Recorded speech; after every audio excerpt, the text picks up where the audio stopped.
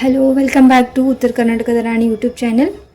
ಇಲ್ಲಿ ನಾನು ಫಸ್ಟಿಗೆ ಬೇಳೆನ ಮಾಡ್ಕೋಬೇಕು ಅಂತ ಹೇಳಿ ನಾನು ಒಂದು ಕುಕ್ಕರಲ್ಲಿ 1 ಕಪ್ಪಷ್ಟು ನಾನಿಲ್ಲಿ ಬೇಳೆನ ಹಾಕೊತಾ ಇದ್ದೀನಿ. ಇದನ್ನು ಚೆನ್ನಾಗಿ ವಾಶ್ ಮಾಡಿಕೊಂಡು ಇವಾಗ ಚೆನ್ನಾಗಿ ವಾಶ್ ಮಾಡ್ಕೊಂಡು ಬಂದಿದ್ದೀನಿ. ಅದಕ್ಕೆ ಒಂದು ಸ್ವಲ್ಪ ಎಣ್ಣೆ, ಒಂದು ಸ್ವಲ್ಪ ಅರಿಶಿನ ಹಾಕ್ಕೊಂಡು ಇದನ್ನಿವಾಗ 3 ರಿಂದ 4 ವಿಸಲ್ ತೊಗೊಂಡು ಬರೋಣ.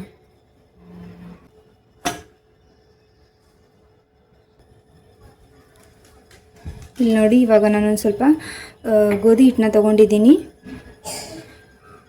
ಅದಕ್ಕೆ ಒಂದು ಸ್ವಲ್ಪ ರುಚಿಗೆ ಎಷ್ಟು ಬೇಕೋ ಅಷ್ಟು ಉಪ್ಪು, ಒಂದು ಸ್ವಲ್ಪ ಉಪ್ಪು ಚೆನ್ನಾಗಿ ಹಾಕ್ಕೊಳ್ಳಿ. ಇದನ್ನಿವಾಗ ಒಂದು ಚಪಾತಿ ಫಾರ್ಮಲ್ಲಿ ಮಾಡ್ಕೊಂಡು ಬರೋಣ. ಚಪಾತಿ ಮಾಡ್ಕೋ ಫಾರ್ಮಲ್ಲಿ ಹಿಟ್ಟನ್ನ ಕಲಿಸ್ಕೊಂಡು ಬರೋಣ. ಸ್ವಲ್ಪನೇ ನೀರು ಹಾಕ್ಕೊತ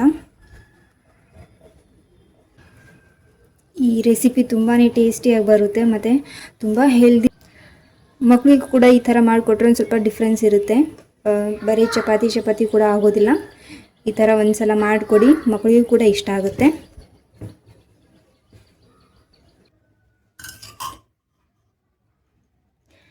ಇವಾಗ ಇದಕ್ಕೆ ಒಂದು ಸ್ವಲ್ಪ ಎಣ್ಣೆನ ಸವರ್ಕೊಂಡು ಚೆನ್ನಾಗಿ ಮಿದ್ಕೊಂಡು ಬರೋಣ. ಇದು ಇವಾಗ ಚಪಾತಿ ಮಾಡ್ಕೊಳ್ಳೋಕ್ಕೆ ರೆಡಿ ಆಗಿದೆ. ತುಂಬ ಗಟ್ಟಿಯಾಗೂ ಇಲ್ಲ. ಚಪಾತಿ ಕೂಡ ನಾವು ಚಪಾತಿ ಮಾಡುವಾಗ ಒಂದು ಸ್ವಲ್ಪ ಹಿಟ್ಟು ನೋಡಿ, ಬೇಳೆ ಸೀಟೆ ಕೂಡ ಆಗಿದೆ. ನಾವು ಚಪಾತಿ ಮಾಡ್ಕೊಳ್ಳುವಾಗ ಹಿಟ್ಟನ್ನು ಒಂದು ಸ್ವಲ್ಪ ಗಟ್ಟಿಯಾಗಿ ನಾದ್ಕೊತೀವಿ. ಆದರೆ ಇದಕ್ಕೆ ಅಷ್ಟು ಗಟ್ಟಿ ಬೇಡ, ಒಂದು ಸ್ವಲ್ಪ ಮೆತ್ತಗೆ ಕಲಿಸ್ಕೊಂಡು ಬರೋಣ. ಇದನ್ನು ಕ್ಲೋಸ್ ಮಾಡಿಬಿಟ್ಟು ಒಂದು ಸೈಡಲ್ಲಿ ಇಟ್ಕೊಳ್ಳೋಣ.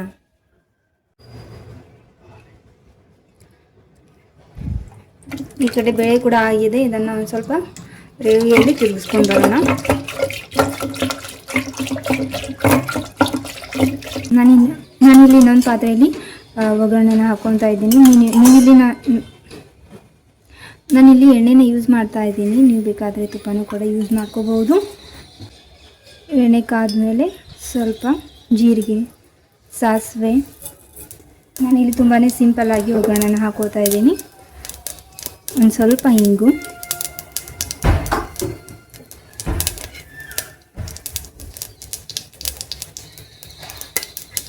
ಒಂದು ಸ್ವಲ್ಪ ಕರಿಬೇವು, ಒಂದು 2 ರಿಂದ 3 ಮೆಣಸಿಕಾಯಿನ ಹಾಕೋತಾ ಇದ್ದೀನಿ.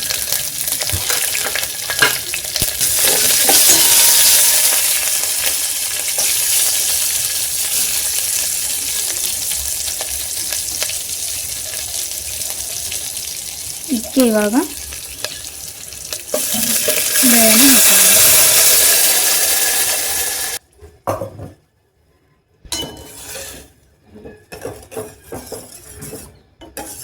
ನನಗಿಲ್ಲಿ ತುಂಬಾ ಒಂದು ಸ್ವಲ್ಪ ಗಟ್ಟಿ ಅನಿಸ್ತಾ ಇದೆ. ಸಲುವಾಗಿ ನಾನು ಒಂದು ಸ್ವಲ್ಪ ಬಿಸಿನೀರನ್ನ ಹಾಕ್ಕೊತಾ ಇದ್ದೀನಿ. ಇಲ್ಲಿ ಸ್ವಲ್ಪ ಬಿಸಿನೀರ ಯೂಸ್ ಮಾಡೋದು ತುಂಬ ಒಳ್ಳೆಯದು. ಅದಕ್ಕೆ ಏಕೆಂದರೆ ಒಂದು ಸ್ವಲ್ಪ ಚೆನ್ನಾಗಿ ಟೇಸ್ಟ್ ಬರುತ್ತೆ. ತಣ್ಣೀರು ಹಾಕೋದ್ರಿಂದ ಅಷ್ಟು ಚೆನ್ನಾಗಿ ಟೇಸ್ಟ್ ಬರೋದಿಲ್ಲ. ಯಾಕಂದರೆ ಇಲ್ಲಿ ನನಗೆ ಒಂದು ಸ್ವಲ್ಪ ಕನ್ಸಿಸ್ಟೆನ್ಸಿ ಗಟ್ಟಿ ಅನ್ನಿಸ್ತು. ಆ ಸಂಬಂಧ ನಾನು ಇಲ್ಲಿ ನೀರು ಹಾಕ್ಕೊಳ್ತಾ ಇದ್ದೀನಿ. ಒಂದು ವೇಳೆ ನೀವು ನೋಡಿಕೊಂಡು ಕನ್ಸಿಸ್ಟೆನ್ಸಿ ನಿಮ್ಗೆ ಎಷ್ಟು ಬೇಕೋ ಅಷ್ಟು ನೋಡಿಕೊಂಡು ಹಾಕ್ಕೊಳ್ಳಿ.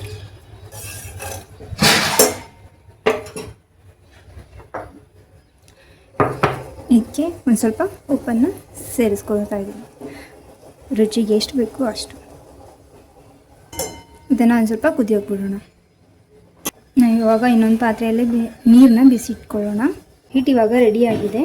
ಇದನ್ನು ಇವಾಗ ಲಟ್ಟಿಸ್ಕೊಂಡು ಬರೋಣ. ತುಂಬಾ ಚೆನ್ನಾಗಿ ನೆಂದಿದೆ. ಇವಾಗ ಒಂದು 10 to 20 ಮಿನಿಟ್ಸ್ ನೀವು ನೆನೆಯೋಕೆ ಬಿಟ್ಟರೆ ತುಂಬ ಚೆನ್ನಾಗಿ ನೆನೆಯುತ್ತೆ. ಇದು ತುಂಬ ಅಷ್ಟು ಗಟ್ಟಿಯಾಗೂ ಇಲ್ಲ, ಅಷ್ಟು ಸಾಫ್ಟಾಗೂ ಇಲ್ಲ, ಮೀಡಿಯಮ್ ಕನ್ಸಿಸ್ಟೆನ್ಸಿಯಲ್ಲಿ ಇದೆ. ಇದನ್ನು ಮಾಡೋಕ್ಕೆ ಇದೇ ಕನ್ಸಿಸ್ಟೆನ್ಸಿಯಲ್ಲಿ ಇರಬೇಕು. ಇವಾಗ ಇದನ್ನು ಲಟ್ಟಿಸ್ಕೊಂಡು ಬರೋಣ. ಈಗ ಇದನ್ನು ನಾವು ಲಟ್ಟಿಸ್ಕೊಂಡು ಸ್ಟೀಮ್ ಮಾಡ್ಕೋಬೇಕು. ಸೊ ಹಾಗಾಗಿ ಅದಕ್ಕಾಗಿಯೇ ನಾನು ಮೊದಲನೇ ಒಂದು ಪಾತ್ರೆಯಲ್ಲಿ ನೀರನ್ನು ಬಿಸಿಟ್ಕೊಂಡಿದ್ದೆ. ನೀವು ಬೇಕಾದರೆ ಇಡ್ಲಿ ಪಾತ್ರೆಯನ್ನು ಯೂಸ್ ಮಾಡ್ಬೋದು. ಇಡ್ಲಿ ಪಾತ್ರೆನ ಯೂಸ್ ಮಾಡೋದಿದ್ರೆ ಮೊದಲೇ ಒಂದು ಸ್ವಲ್ಪ ಬಿಸಿ ನೀರು ಇಟ್ಕೊಂಡ್ರೆ ಈಸಿಯಾಗಿರುತ್ತೆ ಅಂತ. ಇದನ್ನು ಒಂದು ಸ್ವಲ್ಪ ಇದಕ್ಕೆ ಇವಾಗ ನಮಗೆ ಹಿಟ್ಟು ಹಚ್ಚೋದೇನು ಬೇಕಾಗೋದಿಲ್ಲ. ಒಂದು ಸ್ವಲ್ಪ ಶೀಟ್ಗೆ ನೀವು ಎಣ್ಣೆನ ಸವರ್ಕೊಂಡು ಈ ಥರ ತೆಳುವಾಗಿ ಲಟ್ಟಿಸ್ಕೊತ ಹೋಗಿ ತುಂಬ ದಪ್ಪನೂ ಬೇಡ, ತೆಳುವಾಗಿದ್ದರೆ ಚೆನ್ನಾಗಿ ಸ್ಟೀಮ್ ಆಗುತ್ತೆ. ಇಲ್ಲ ಒಂದು ಕಡೆ ದಪ್ಪ ಒಂದು ಕಡೆ ತೆಳು ಅಂತಂದರೆ ಹಸಿ ಉಳ್ಕೊಳ್ಳುತ್ತೆ. ನೋಡಿ ಈ ಥರ ಲಟ್ಟಿಸ್ಕೊಂಡು ಬರೋಣ. ಇದನ್ನು ಇವಾಗ ಈ ಥರ ಮಡ್ಚ್ಕೊಳ್ಳೋಣ.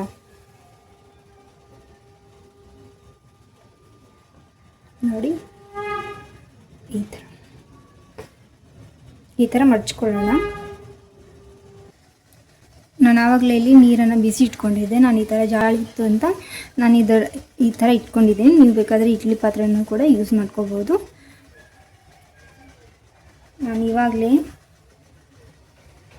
ಆವಾಗಲೇ ಚಪಾತಿನ ಈ ಥರ ಮಡ್ಚ್ಕೊಂಡಿದ್ದಲ್ಲ, ಅದನ್ನೇ ಈ ಥರ ಇಟ್ಕೊಳ್ಳೋಣ.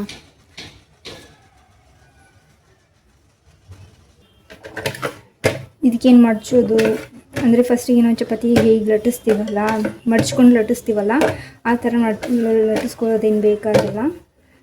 ಸಿಂಪಲ್ಲಾಗಿ ಈ ಥರ ಲಟ್ಟಿಸ್ಕೊಳ್ತಾ ಹೋಗಬೇಕು. ಅಂದರೆ ಎಲ್ಲ ಎಡ್ಜಲ್ಲೂ ಸೇಮ್ ಈಕ್ವಲ್ ಆಗಿರಬೇಕು.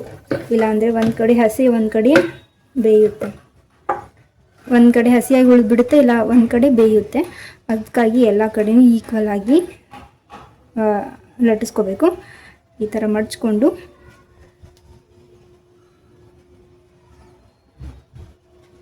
ನಾವು ಸ್ಟೀಮ್ಗೆ ನೋಡಲಿ ಈ ಥರ ನಾನು ಇಟ್ಕೊಂಡಿದ್ದೀನಿ. ಇಲ್ಲಿ ನನಗೆ 3 ಮಾತ್ರ ಕೂರ್ತಾ ಇದೆ, ಆ ಸಂಬಂಧಾಗಿ ನಾನು 3 ಮಾತ್ರ ಇಟ್ಕೊಂಡಿದ್ದೀನಿ. ಜಾಸ್ತಿ ಇಟ್ಕೊಳ್ಳೋಕೆ ಹೋಗ್ಬೇಡಿ, ಯಾಕಂದರೆ ಅದಕ್ಕೆ ಬೇಯೋದಕ್ಕೆ ಜಾಗ ಇರೋದಿಲ್ಲ. ಸೊ ಹಾಗಾಗಿ ಒಂದು ಸ್ವಲ್ಪ ಫ್ರೀ ಇದ್ರೇ ಚೆನ್ನಾಗಿರುತ್ತೆ. ಇದನ್ನು ಇವಾಗ ಸ್ಟೀಮ್ ಮಾಡ್ಕೊಂಡು ಬರೋಣ.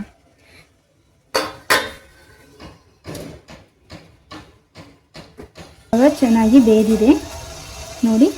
ಇದು ಚೆನ್ನಾಗಿ ಬೇಯ್ದಿದೆ ಅಂತಂದರೆ ಕೆಳಗಡೆ ಹತ್ಕೊಳ್ಳೋದಿಲ್ಲ. ಇನ್ನೊಂದು ಸ್ವಲ್ಪ ಹಸಿದು ಇದ್ದರೆ ಕೆಳಗಡೆ ನಿಮಗೆ ನೀಟಾಗಿ ತೊಗೊಳೋದಕ್ಕೆ ಬರೋದಿಲ್ಲ. ಇಲ್ಲಿ ನೋಡಿ ನೀಟಾಗಿ ಬಂದಿದೆ, ಕೆಳಗಡೆ ಕೂಡ ಹತ್ಕೊಂಡು. ಬೇಯಲ್ಲಿ ಸ್ವಲ್ಪ ತುಪ್ಪನ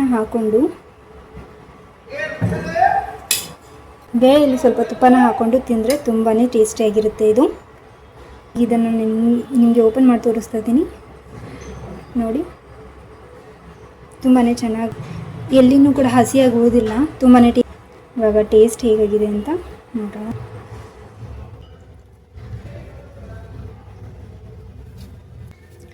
ತುಂಬಾ ಚೆನ್ನಾಗಿ ಬಂದಿದೆ, ತುಂಬ ಟೇಸ್ಟಿಯಾಗಿ ಕೂಡ ಇದೆ ಮತ್ತು ತುಂಬ ಹೆಲ್ದಿನೂ ಕೂಡ. ಸ್ಟೀಮ್ ಮಾಡ್ಕೊಂಡಿರೋದ್ರಿಂದ ತುಂಬಾ ಹೆಲ್ದಿ ಕೂಡ ಇದು. ಮಕ್ಕಳಿಗೂ ಕೂಡ ತುಂಬಾ ಇಷ್ಟ ಆಗುತ್ತೆ. ಸ್ವಲ್ಪ ಚೇಂಜ್ ಅಂತ ಈ ಥರ ಮಾಡಿಕೊಟ್ರೆ ಅವರಿಗೂ ಕೂಡ ತುಂಬ ಇಷ್ಟ ಆಗುತ್ತೆ. ನೀವು ಒಂದ್ಸಲ ಟ್ರೈ ಮಾಡಿ, ಹೇಗಿತ್ತು ಅಂತ ಕಮೆಂಟ್ ಮಾಡಿ. ಕರ್ನಾಟಕದ ರಾಣಿ ಯೂಟ್ಯೂಬ್ ಚಾನಲ್ನ ಸಬ್ಸ್ಕ್ರೈಬ್ ಮಾಡ್ಕೊಳ್ಳೋದನ್ನು ಮರಿಬೇಡಿ. Thank you.